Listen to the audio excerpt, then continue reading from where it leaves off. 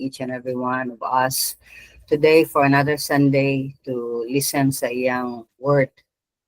Let's begin in prayer. Father, your word is spirit and life. They teach us what to do. They are wisdom itself. It is, Lord, a light to our feet, a lamp, O God, that will bring us in the right direction. It is the compass in our life. And Father, we know that apart from you, we cannot do anything. So, Father God, as we learn more about the resurrection, enable us to be more uh, excited to see you, cause us to be more prayerful, more in reaching out souls, oh God, that Lord, your name indeed will be glorified in our lives. Na, Lord, at the end of our days, we will not be ashamed to face you, knowing we have done what you called us to do. So, Father, bless our time and teach us, O God, by your Spirit in Jesus' name. Amen and amen. So, the title is On Resurrection. It's the conclusion and exhortation from Paul. Exhortation. Let's read 1 Corinthians 15, verse 50 to 58. I will be reading from New Living Translation. What I am saying, dear brothers and sisters, is that our physical bodies cannot inherit the kingdom of God. These dying bodies cannot inherit what will last forever. But let me reveal to you a wonderful secret. We will not all die, but we will all be transformed. It will happen in a moment, in the blink of an eye, when the last trumpet is blown. For when the trumpet sounds, those who have died will be raised to live forever, and we who are living will also be transformed. For our dying bodies must be transformed into bodies that will never die. Our mortal bodies must be transformed into immortal bodies.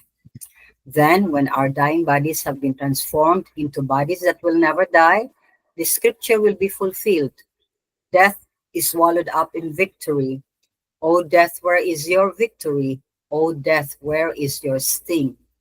For sin is the sting that results in death, and the law gives sin its power. But thank God, he gives us victory over sin and death through our Lord Jesus Christ. So, my dear brothers and sisters, be strong and immovable. Always work enthusiastically for the Lord, for you know that nothing you do for the Lord is ever useless. So, atong tanawon ang outline, three things that we can see here. One, the conclusion, or two, and the encouragement. Now, in the conclusion, si Paul, nag-ingon siya nga ang physical bodies dili makapanunod sa gingharian sa Dios. Ikaduha, ngayong conclusion, nga kitang tanan dili makaagi og kamatayon kay marapture man. Ug ikatulo, nga ang bodily resurrection nato usa ka kadaugan batok sa sala o sa kamatayon. And then he made the encouragement in verse 58. So we learned last time, after si Paul ni-assert siyang argument about sa unbelief sa ubang mga believers about bodily resurrection, iyang gi-close ni with a very strong conclusion nga murag ingon ka ngilingig kayo ba murag pagpamata sa unbelievers. At the same time, iyang gi-ending with a very nice exhortation nga mo continue gyud ang magtotoo in doing the work God had signed them to do. Kaya dapat dili sila matarog sa unsang mga problema nga mabot silang kinabuhi. So manang we see here that conclusion number 1, ningon siya, ang atong lawas, the physical body, dili maka-inherit sa kingdom of God. Kaya ningon siya, what I am saying, dear brothers and sisters, is that our physical bodies cannot inherit the kingdom of God. These dying bodies cannot inherit what will last forever. So, grabe no? Straightforward kaayo nga declaration sa truth of God's word. Di na siya simple semantics but absolute truth. Ang iyang gihimo nga ang body nato can never and will never be able to inherit the kingdom of God. Di ta kapanunod Kay gi-assure naman sa Ginoo gud nato nga the moment we die, we will be in heaven. Now, of course, ang spirit, kita karon ang spirit nato, if we die, we will go straight to heaven. But the body will follow. Para ang fulfillment sa, probag ang the whole package of salvation ato yung ma-experience. Now, ano man si Paul said nga kaning physical or earthly bodies nga nasa verses 42 o 44, dili maka-inherit. And number 1, yung state sa verses 42 and 44, ang lawas is sown as perishable. Sabot ni sa Ginoo, gihimo sa ni sa Ginoo nga broken or dishonored o weak. Weak siya, huyang ang lawas, madugta ang lawas, broken ang lawas. So, is a perishable item, kani nga body is good only for this earth, kanira ni kutob for a certain time. In fact, kung na beyond 70 years old na ka, okay, that's really grabbing a grace na gihatag sa Ginoo nimo. Kay nobody can live forever here on earth. Everybody wants to stay young, everybody wants to extend their lives here, but actually limited ra gyud kaayo ta, because the real life is not here on earth but in heaven above. So mo na nga dili makapanunod ang physical bodies nato, because ngadto sa langit is different dimension, and in hell also is different dimension. But the believer or unbeliever will both have bodies nga dili na gyud mo dugta. Ang usa is going to hell for perdition and the other one is for enjoyment. So mupili lang ta where we want to go. So nakanindot pag gyud ni kay in heaven ba, in Luke 22 verse 29 to 30, si Jesus Christ was talking about eating and drinking with the disciples and with the rest of the believers nga motuusan nila in heaven. So in short, in heaven, napay kaon, napay inom, but I don't think, di na ta malibangan to. Na-enjoy lang napagyapo ng enjoyment to eat. Okay, kay lamay biyang kaon, di ba?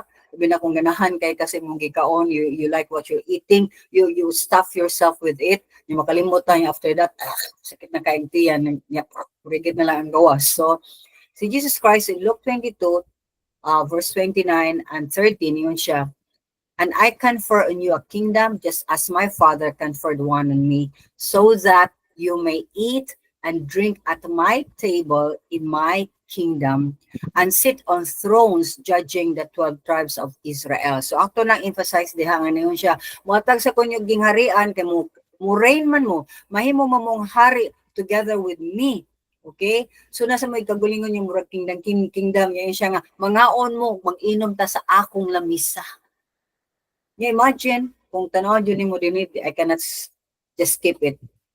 Mo lingkod ta, judging the 12 tribes of Israel. Sige, yan lang ta mo expose sa exposition na. So, opposite to heaven, ang hell is eternal punishment. Now, do you have an idea what it is to be in hell? In Mark chapter 9 verse 48, Jesus Christ said, ang mga old in hell dili mamatay, ug ang kalayo never goes out. So ang ulod, the maggots, the worms will continue to eat the flesh, but dili ka mahurot. And the fire also will supposedly eat your flesh, but di gapon ka mahurot. In short, you will be in agony, in constant pain for eternity. So ang tao nga masunog, eventually ba mamatay siya? But in hell, no. Okay, so can you imagine that?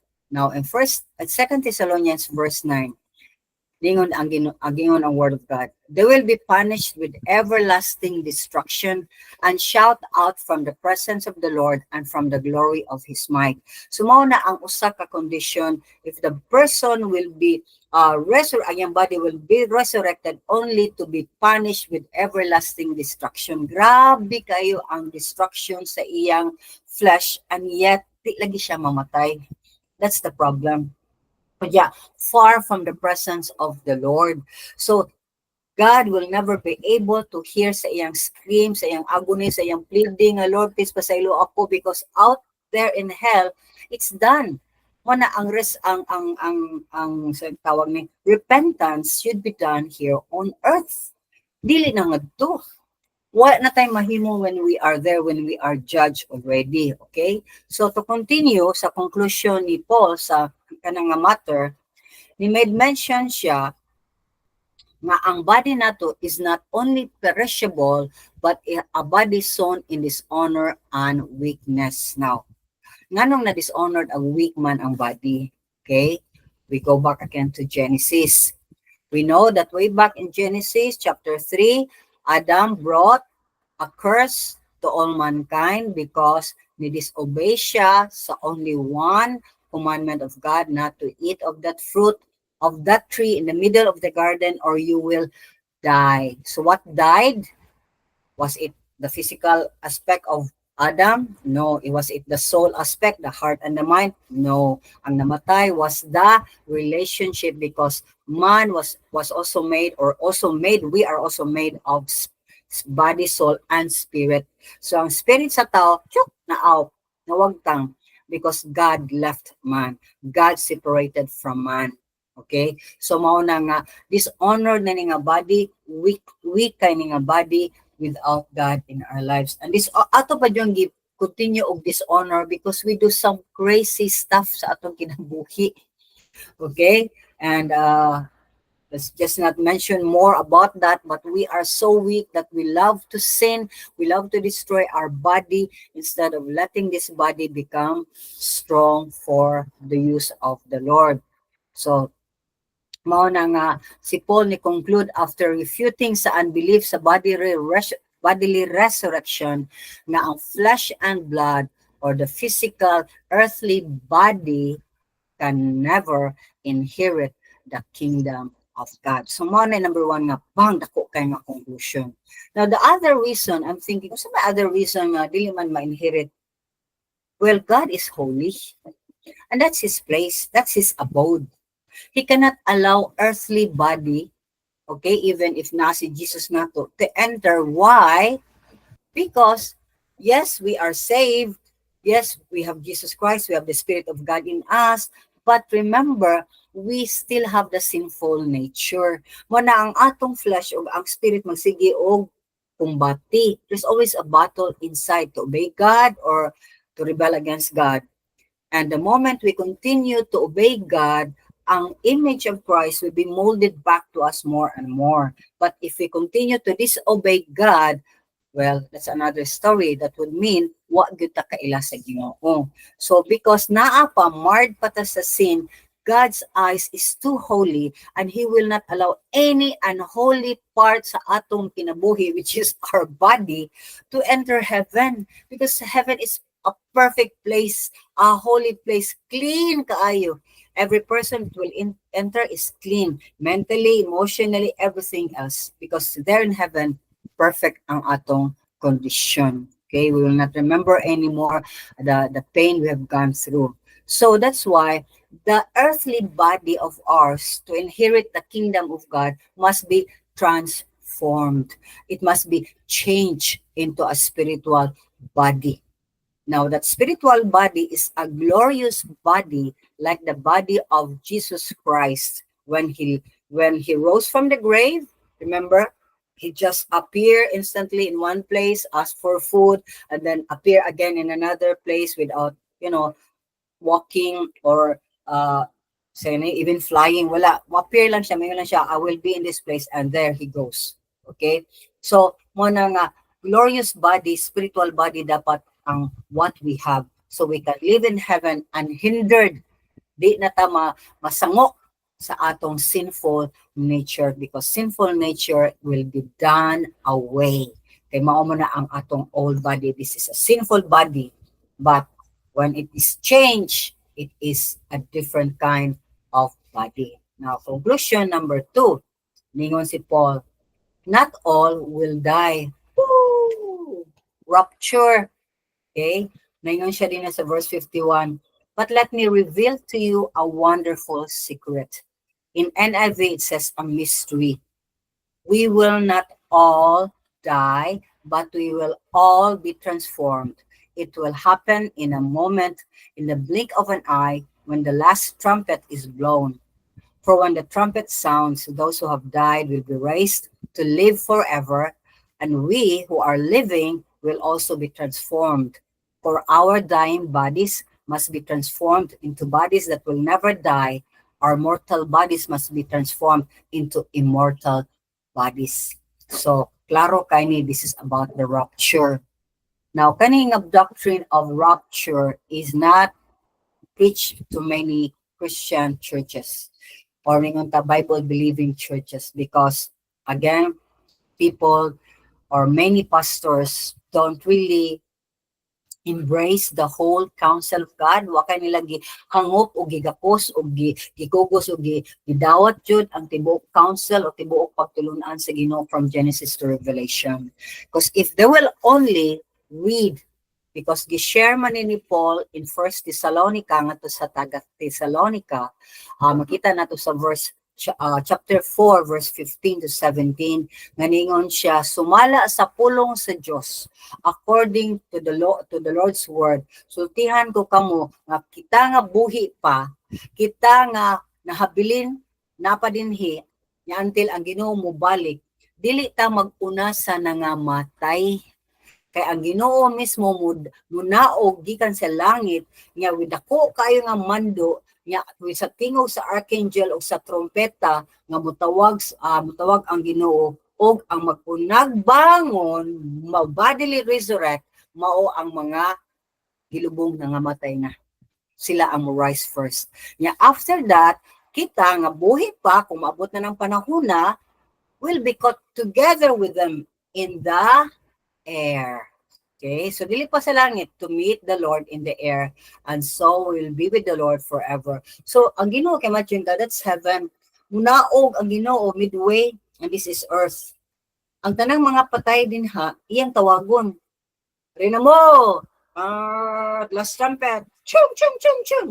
Okay, daghan kayo ang mga kalitog, mga wagtang. So I don't know, maybe the graves will really be broken para makibaw ang mga tao nga, uy, asa man to nga matay din, bukog naman to. How come there's skeletons, and how come as if somebody, kanang gikubkob sila din here, as if they were dug out of their grave and they are not here anymore. So it will create a lot of confusion, a lot of ma-stress ang tibuok kalibutan, and most of all, the living ones, if we are here at this time, maybe today, tomorrow, or the days to come, God will just call us and we are still alive. We will just leave everything behind, even our clothes. Okay, because the clothes will not transform, only our bodies. So, shoot, we go with the Lord up in the mid-air, magmita nga to sa Ginoo, and then God will bring us home.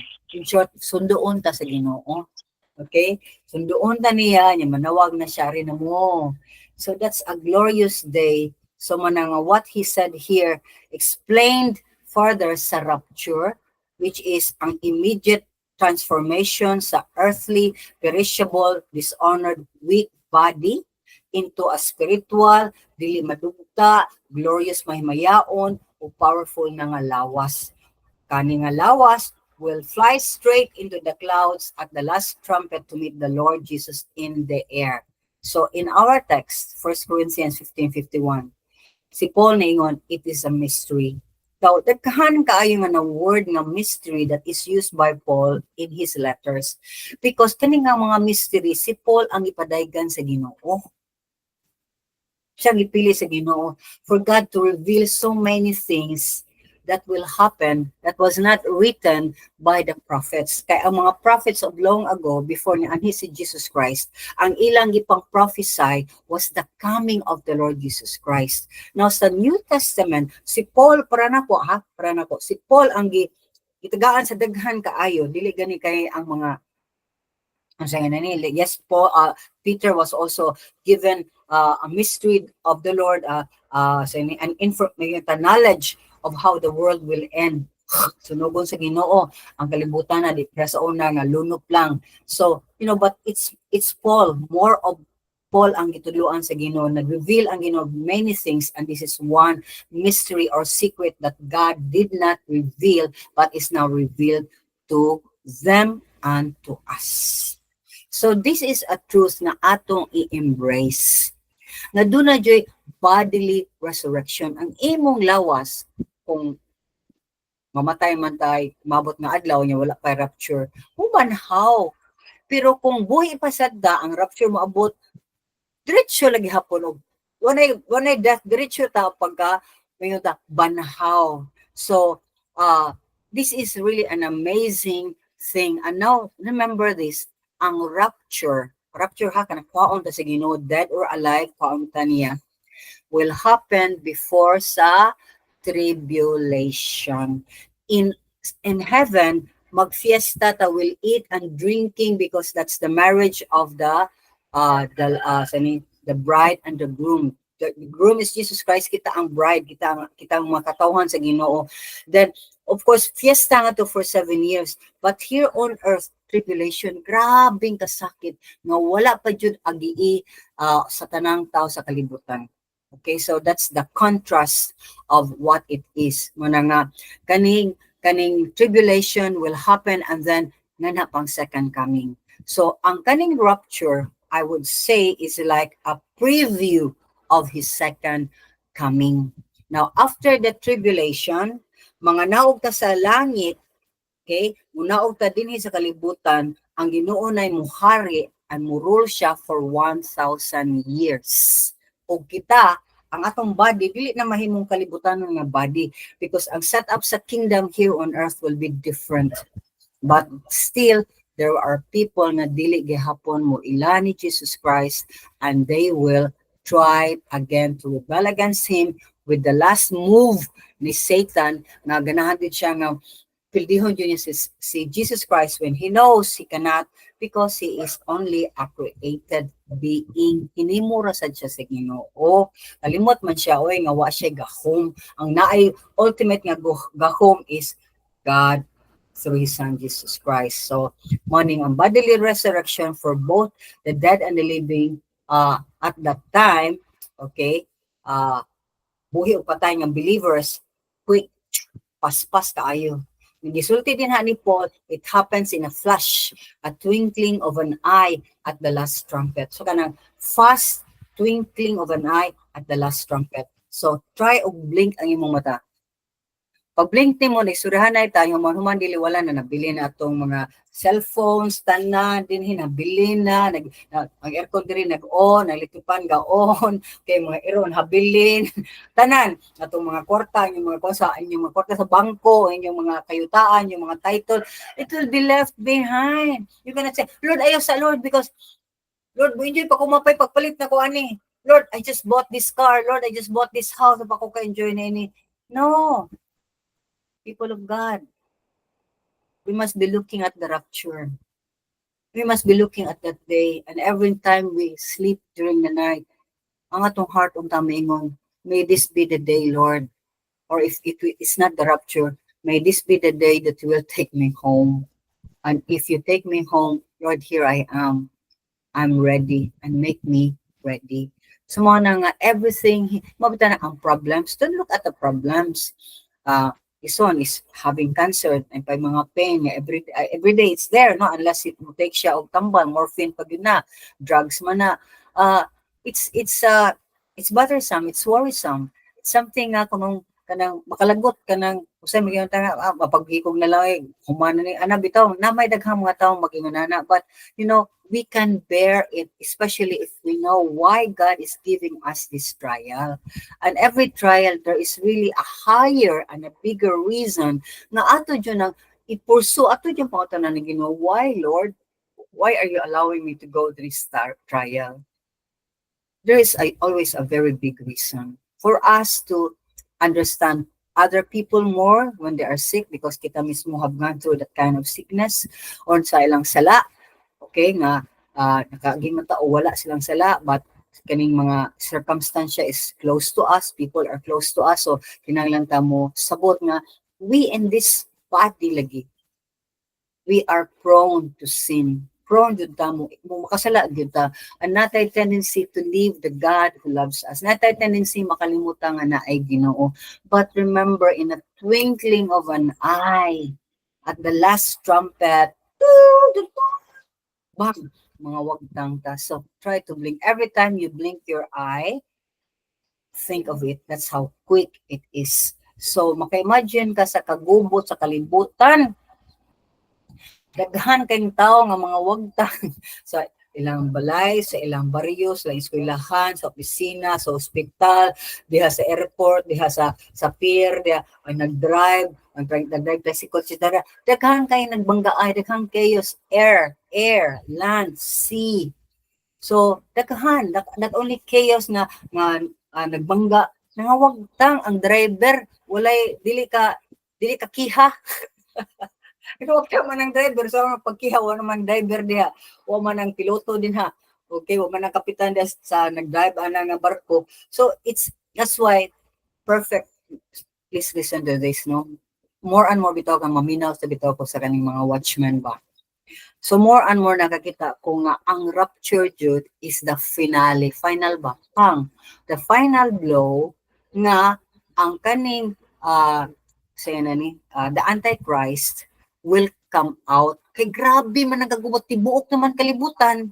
So nagkagubot sa Amerika, yan na Amerika kana si Trump, kagubot ito sa Canada, kagubot niya to sa Europe tanan, ato sa dinhi kagubot ta. Wa pa ni di pa ni mao.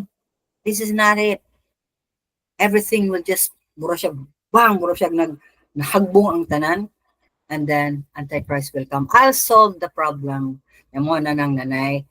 Okay, everybody around the globe kinahanglan nanay cheap jud. Okay, kinahanglan kuha na ta ang money na to is kanang di na makita kanang usay na ni kanang wala na cash. Okay, everything will be under your here or under here. And one religion na ta para maghiusang tanan, one school na ta, one bank account na ta, one bangko lang sa tibuok kalibutan, and that's where the enemy and it's set up already. So I hope and I'm hoping really in my heart mga kaigsunan nga we always think ahead of what's going to happen. And that's why we need to pray and really be very vigilant in sharing the word of God. Now, kung matanaw ka sa verse 42, ang order, akong giingon din ha, I think I said this already, na ang patay lagi maguna. Okay?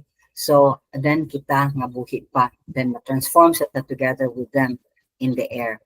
Now, ang change sa bodies ba, gikan sa madunot, nga to sa di madunot, sa mortal to immortality, ang quick change, how can you do that if there's no God? How can somebody do that? Or, how can we believe this if there's no God? That's why we must believe that there is one true God who made the heavens and the earth and who ordains everything. He knows everything. He knows what you're going through. He knows the pain you're going through. He knows everything. Walay natago diha sa Ginoo. Even sa itong mga sala, He knows that. But this quick change, if God can quickly change our bodies, okay, listen, can He not also change us now para mahimutang strong believer, victorious believer, active kaayo mo share sa Word of God, change ta sa atong mindset, change na ta sa atong mga pagbati, sa atong desires. Can God not change us? Yes, He can. If He can do this quickening or quick change of our bodies from mortal to immortality. So, for me, people of God, lingon jud ko friends, wow, what really an amazing God. And I'm looking forward for that day. God willing, I will be part of the rapture. Now, how about you?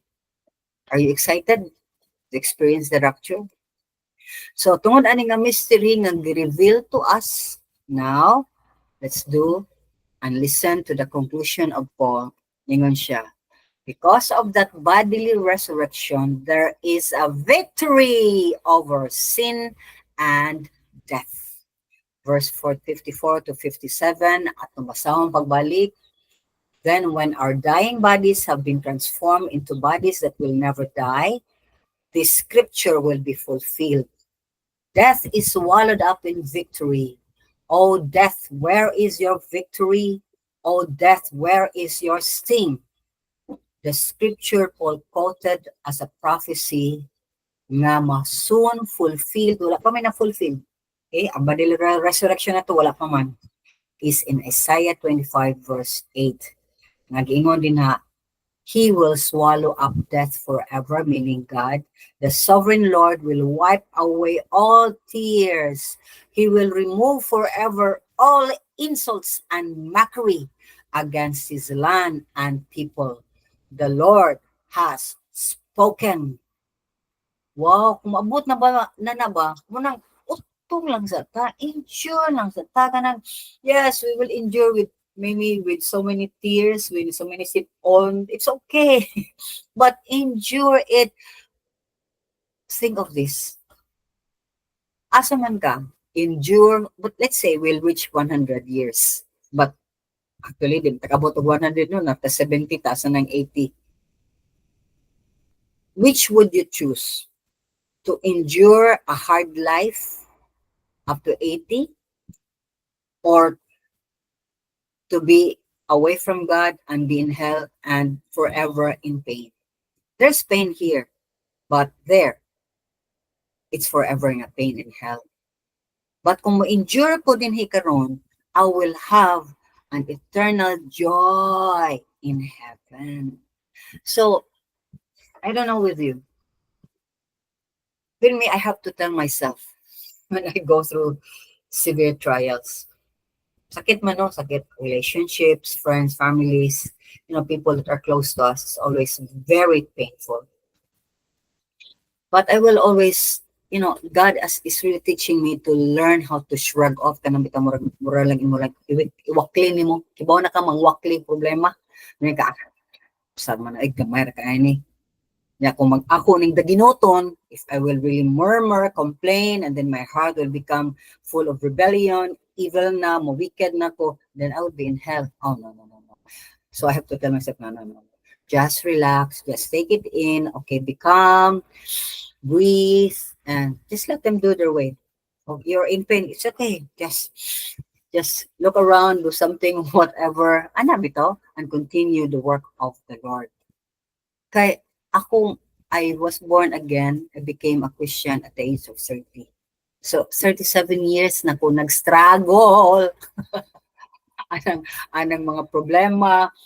But, praise God, I was able to endure all of it. Nya, siguang yung Ginoo, Lord, tiguang na ko, kung may mo, Lord, wala kailain tang mga problema. Nga sakit, jud kayo, Lord. Ayaw na in taon, Lord. May kaning pinakalikas, sakit, jud kayo, Lord. Sana ba? So, kung kanang makaya na bita, Lord, kay murag akong heart, murag din naka, but if that's the way you take me home, so be it. But, kumahimo lang, Lord, allow me to breathe. 67 ko, na pa ko 3 years, kung 17 ako, kanang, kanang dili kay ka stress-free ba?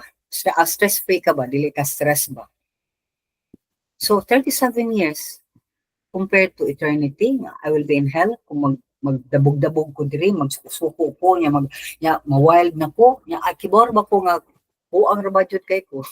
I can do anything, all of us can do anything we want to do if we allow anger, we allow kanang kunway injustice, we allow, all these things nga may mo dictate na to. Dita. So, we should not, because we are promised for for immortality. You become immortal with Christ Jesus. Utong lang gamay, utong pa. Grabe na kung inutong. Sige pa, utong pa. Ana siya. God said He will swallow up death forever, and the Lord has spoken. Kay iyang i-remove ang tanang insult o tanang bugal-bugal against sa iyang mga katawhan. For sin is the sting that results in death, and the law give its power. But thank God He gives us victory over sin and death through our Lord Jesus Christ. So by this, atong matanaw ang verse 56 to 57, ang komentary ni Eliacot's commentary. Simple kayo and I like it. I want to share that to you. Ningon siya, ang sting ba, ang lala sa death is sin. So ang death musud siya tungod sa sin. So ako lang basahon na and then I will explain it furthermore. Yeah, death is pictured as a monster. Yeah, armed siya, monster siya, armed siya with a sting. Kaana niya, bitin bito, ang bitin ng siya sting, pagpaakchok patay. Okay? Ang sting, anak mo na ang sin. Kaya kung wala pa'y sin, ang death, dili siya able or capable mo inflict or muhatag og pain. Pero ang strand sa sin, gikan sa fact nga it is the violation of God's law. Before ang law was given, okay, ang tao nagsige naman jud pakasala. Pero paghatag sa Ginoo sa balaod, naklaro na jud maayo ang sala. So mao na nga si Jesus ni provide siya nato og victory over sin, over sa sala ug sa kamatayon. So magigsuunan, this is really a very good exhortation or a conclusion nga mo resulta sa exhortation sa verse 58 nga nag-ingon si Pablo. So, my dear brothers and sisters, be strong and immovable. Always work enthusiastically for the Lord, for you know that nothing you do for the Lord is ever useless. So kaning nga word so, S-O, di na siya pilido, is a conjunction. In short, a connecting word sa previous statement niya nga naghimo siya conclusion nga walay body, earthly body nga maka-inherit or makaadto sa langit nga dili mausab. Kinahanglan ma-change ang atong earthly body into a spiritual body, a mortal body into immortal body. So man nga, so because we have that promise and we have that hope na ma-change ta because we'll be with God forever. Ningon siya, victor ka. Madaugon ka. Muna ang sala should not constantly be upon us. Ang sala, pwede na ang sala, di ko nimo, di ko nimo. Kay mapurnada ang akong patug langit, mahindered ko nimo, masige kog tan-aw nimo, nya masige kog yes nimo. Yeah, plus we should not be afraid of death because if we are still afraid of death, then we don't know where we are going. Mabitaw ng 2 diagnostic questions, and this is from Evangelism Explosion. This is a group of people starting from America that really naghimos lang device bitaw ilang simplify ang saong pag-share. So anyway, before mo share ka, mo ask a question sa tao. And I'm teaching you this so that you will know ikaw mismo sa mga taong nga sila believer ba sila, because last week I was able ingon sila inani sila nga grupo ko ba, can I ask you two questions, and these are the 2 questions. Number 1, kibaw ka sa kapadong, do you know where you're going? All of them family sila ha. Yan na there are times a person will say, yeah, I know where I'm going. Where? In heaven. Okay, so heaven. Okay, so when you die already and you're in heaven, and then of course when you're in heaven, God will not open the door for you, and you knock, Lord, open the door for me, and God said, I do not know you. Okay, yeah, if God will answer nga, why will I let you in? Yung when sister kasi kagnak, God will said, ano pasudlon tamang ka? Then you will know from their answer, Lord, reliyoso kay ko, nagsigiro ko buhat ani, buhat ana. You know, good works, religious things, ministries, or etc. Makita na to sa Matthew 7:27 or 21 man na siya. Ningon sila, Lord, we cast out demons. Nang hingilin sa mga demonyo. We preach in the streets, we do good works, we have the orphans, the widows, etc. But God says, I don't know you. Kaya wa gyud sila yung relationship sa Ginoo. So kaning duha ka question, do you know where you're going? And if God will ask you, why will I let you enter into my kingdom, Joji? Kung sa imong answer, you will immediately assess.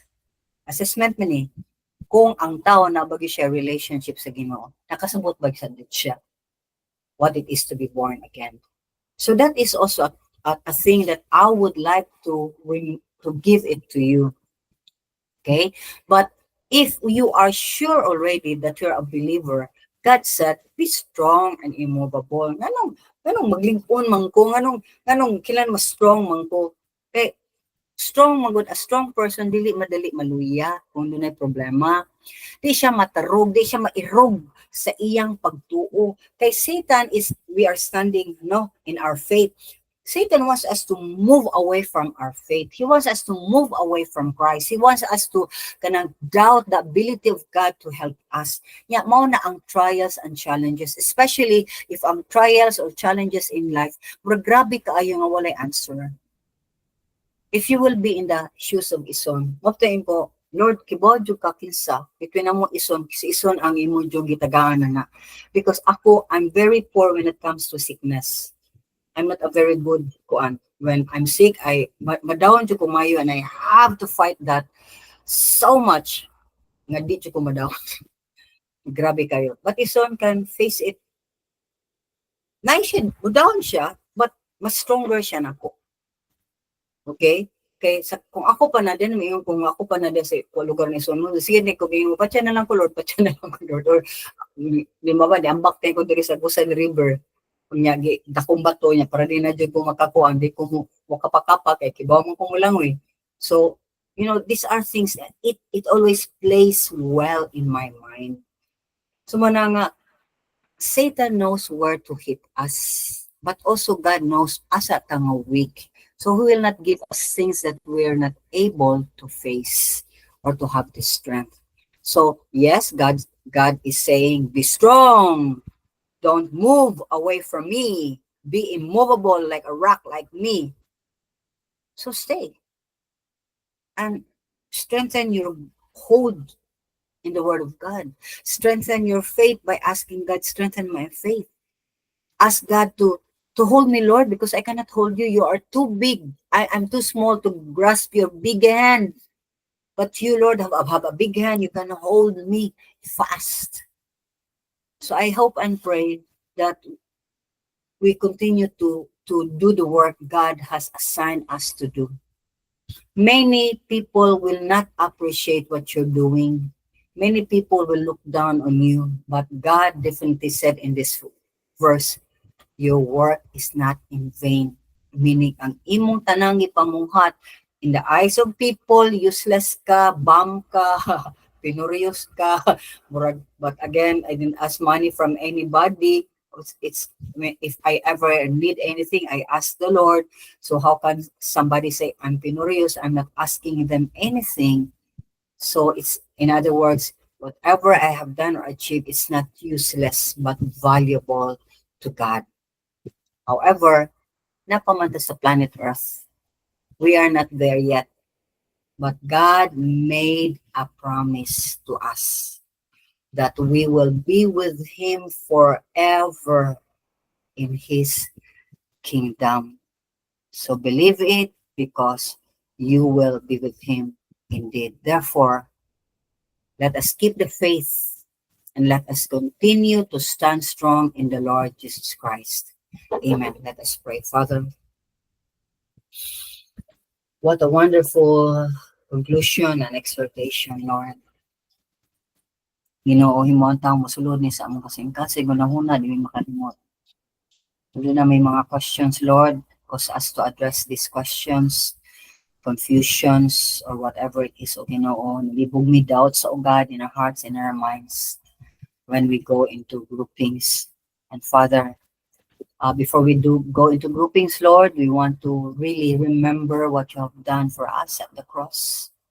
That's why we want to do the Last Supper, Lord, the communion, remembering your body, Lord, that was offered and sacrificed for us, your blood that was shed for the forgiveness of our sins. Kaya kung walay pag-ula sa imong dugo, Lord, di mapasaylo ang mga sala. Lord Jesus, please forgive us for any sins we have done. Tabangin mi nga di na may muusap na ng mga sala. Deal with us, O God, according to your mercy, not according to your wrath. Kay Lord, gamay kaayo mi. Itis kaayo mi. Mapagan mi, Lord. Mawagta mi, mamatay mi, Lord. So, Lord, in your mercy, discipline us whatever it is, but don't let go of us, Father. Lord, we thank you for everything, for speaking to us today. In Jesus' name we pray. Amen. So kung doon na mo yung mga elements right now for call this for the communion, let's share it, let's do it. Let's eat the Suggest ko ba di na lang ta mag-breakaway group kay gamay ra ta. nang mag-iban break lang bisag duha lang dai. Okay, for sure are you up to it mga katawan sa Ginoo? Nilang ta mag-break, nilang ta open question lang ta kay lately magod mo murag wa kayo mo question but kung gagmay ra jud nga grupo, labi na kamo nga No. permi puyo. It's only Ilvi, Eileen, Floor, and Jeannie. Mm. So unsa man mo? Is Bell, are you there? Wala. Wala sa process Maribel. So let's just partake the elements. Lord, we want to thank you once again, Lord, for allowing us to have this moment to remember and what you ibutang dyan sa mga hanuhan na kasing-kasing Ginoo ikaw ang tuguting nga makalimot mi kung sa kadako o kabililhon ang imong sakripisyo alang kanako. Nga amo dyan kang pasalamatan sa kanunay, amo dyan kang simpahon sa kanunay, amo dyan kang daigon sa kanunay, nga Lord, ang kinabuhi, amo dyan ihalad kanunay na tanin. So Father, as you offered